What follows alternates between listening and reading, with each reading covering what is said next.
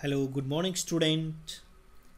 आज के इस लेक्चर में अपन स्टडी करने वाले हैं टाइप्स ऑफ कंब्यूशन के डिफरेंट टाइप्स। तीन टाइप्स जनरली इसमें अपन कंसिडर करते हैं। फर्स्ट वन है अपना रैपिड कंब्यूशन। सेकेंड अपन स्टडी करेंगे इसमें स्पॉन्टेनियस कंब्यूशन। और थर्ड वन स्टडी करेंगे अपन एक्सप्लोजन। क्या होगा? एक्सप्लोजन होगा। रैपिड कंब्यूशन क्या होता है? When large amount of heat and light are produced in very short period of time, यानी बहुत कम समय में लार्ज अमाउंट में क्या निकले? हीट और लाइट निकले। इस टाइप का जो कंब्यूशन होता है that is called rapid combustions. Example of combustion of LPG, जब आप एलपीजी को बंद करते हैं तो very short period of times large amount of heat and light is produce. So this type of combustion is called rapid combustion. इस type को कंब्यूशन को रैपिड कंब्यूशन कहते हैं।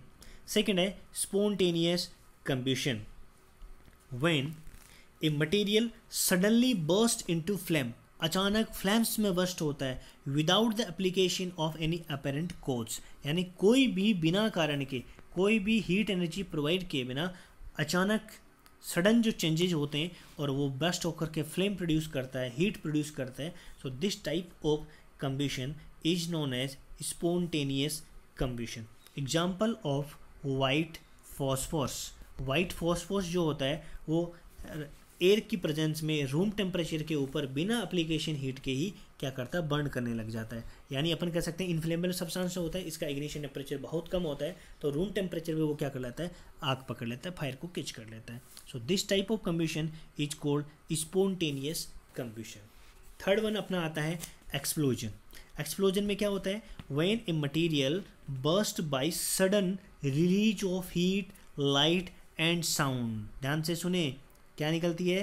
हीट, लाइट एंड साउंड, और उसके साथ गैसेस भी निकलती है। तो एक्सप्लोजन उसको कहते हैं। विस्फोट जिसको अपन कहते हैं ना, ए मटेरियल बर्स्ट सडन, अचानक उसमें बर्स्ट करता है, large amount of heat, large amount of light, large amount of sound, इसी साउंड से याद रखेंगे आप, और लार्ज अमाउंट में गैसेस निकलती हैं। This type of changes combustion is called explosion. Clear हो गया? तो तीन टाइप के कंब्यूशंस अपने पढ़े, rapid combustion, spontaneous combustion and explosions. Clear है? ठीक है। अब अपन बात करते हैं, ये टाइप ऑफ कंब्यूशन थे।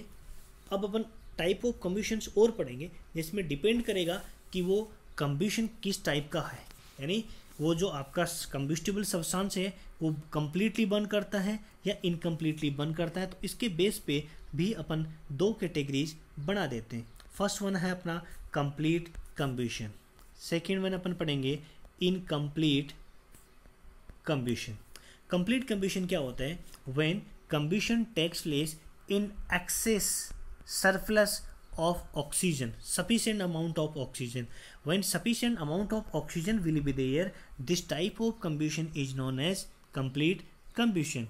When complete combustion takes place, it will release large amount of carbon dioxide, water plus heat and light.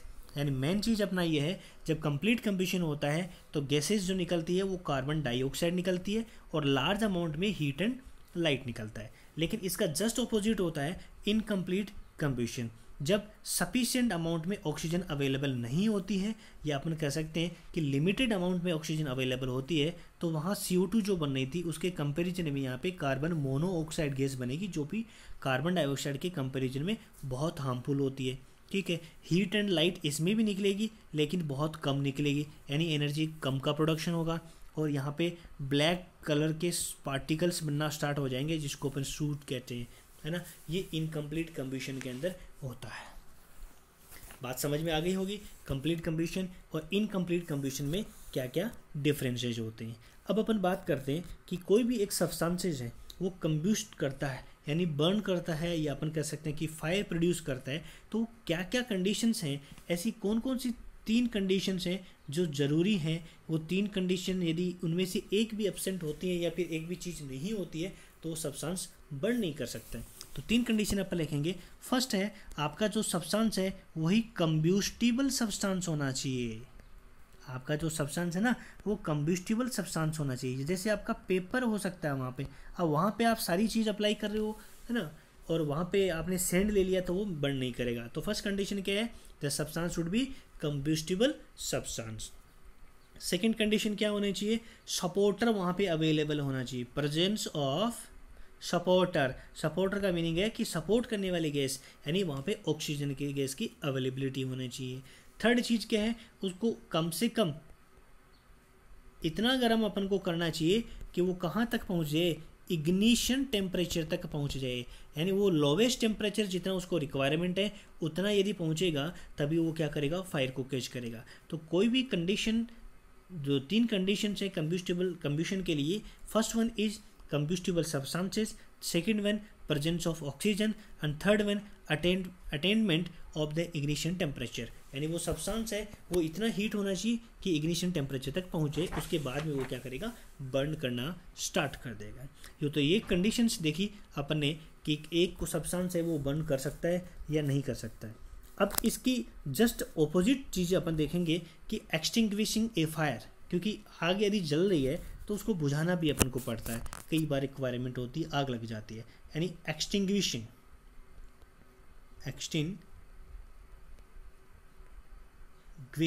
A fire, यानी आग लगी है उसको बंद करना है। बंद करना है तो अपन ने क्या देखा, 3 कंडीशंस हैं जो ज़रूरी है आग लगाने के लिए, तो वही 3 कंडीशंस हैं, उनमें से बंद कर दो, उनको स्टॉप कर दो।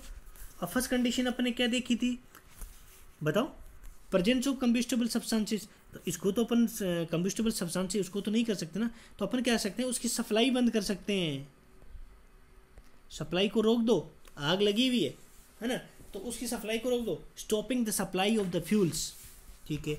और सेकंड कंडीशन क्या थी अपने पास, प्रेजेंस ऑफ सपोर्टर, यानी उसको ऑक्सीजन की अवेलेबिलिटी नहीं होने दो, यानी चारों तरफ से उसको क्या कर दो, कवर कर दो। और थर्ड कंडीशन क्या है, थर्ड कंडीशन क्या था, इग्निशन टेम्परेचर तक पहुंचना था, तो अपन को क्या करना है, उसका इग्निशन टेम्परेचर बढ़ा दो, यानी उसको क्या कर देंगे, कूलिंग कर देंगे। कूलिंग करेंगे तो उसका इग्निशन टेम्परेचर है ना वो क्या हो जाएगा, चेंज हो जाएगा। Cooling the combustible material well below its ignition temperature. तो ये 3 जो चीज़ें अपन यदि करेंगे तो वो फायर अपने आप क्या हो जाएगी, एक्सटिंग्विश हो जाएगी, बंद हो जाएगी। समझ में आया, आगे बढ़ते हैं। When there is a fire, generally we use the water for extinguishing the fire. आग को बंद करने के लिए अपन वाटर का यूज़ करते हैं, लेकिन कुछ कंडीशंस ऐसी होती हैं जहाँ पे अपन वाटर को यूज़ नहीं कर सकते। Can you tell me what are the 2 conditions? First condition, if there is a fire of electric appliances, यदि इलेक्ट्रिकल अप्लायंसेज में यदि फायर है तो उसमें आपको वाटर यूज़ नहीं करना चाहिए। Why? Because water is a good conductor of electricity and it can get a shock to you, आपको शॉक लग सकता है।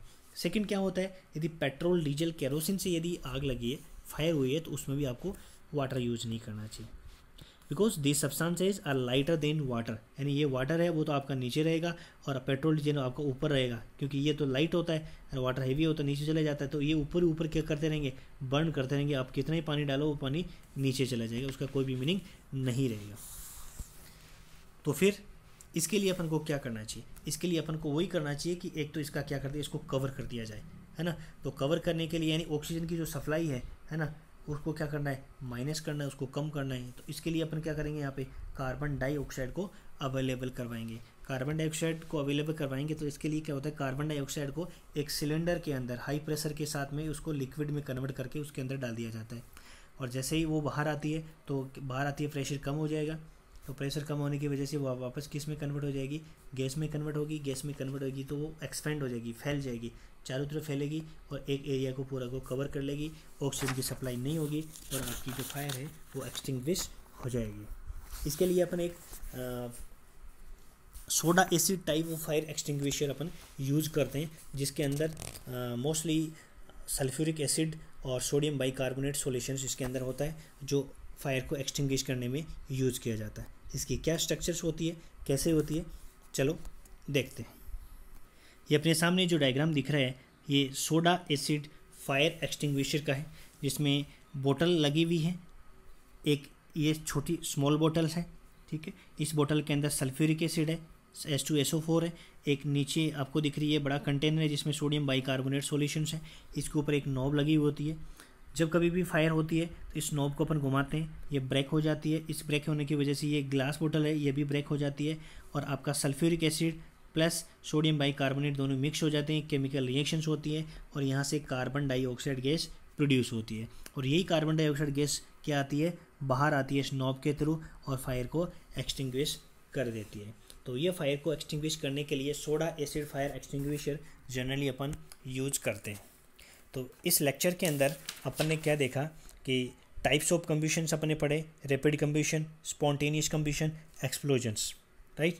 और फिर अलग कैटेगरी अपन ने पढ़ी कंप्लीट कंब्यूशन और इनकम्प्लीट कंब्यूशंस, कंडीशन नेसेसरी फॉर कंब्यूशन, कंब्यूशन के लिए कंडीशंस नेसेसरी कौन सी है, और नेसेसरी के जस्ट ऑपोजिट अपन ने कर दिया तो फायर एक्सटिंग्विश हो जाएगी, आपकी फायर बंद हो जाएगी। इलेक्ट्रिकल अप्लाइंसेज और पेट्रोल डीजल और गैसेज की जो फायर्स होती हैं उसके लिए अपन को वाटर यूज़ नहीं करना चाहिए। क्यों नहीं करना चाहिए इसके बारे में अपन ने डिस्कस किया और लास्ट में सोडा एसिड फायर एक्सटिंग्विशर के बारे में डिस्कस किया। तो ये सब कुछ था। आगे वाले सेक्शन है उसके अंदर लेक्चर के अंदर अपन फ्लेम के बारे में पढ़ने वाले हैं। तो फ्लेम के बारे में पढ़ें उससे पहले ये सारे टॉपिक्स आपको क्लियर हो जाना चाहिए। आप अच्छे से पढ़ें, नोट्स बना करके लिखें। Thank you. जय हिंद, जय भारत। बहुत बहुत धन्यवाद।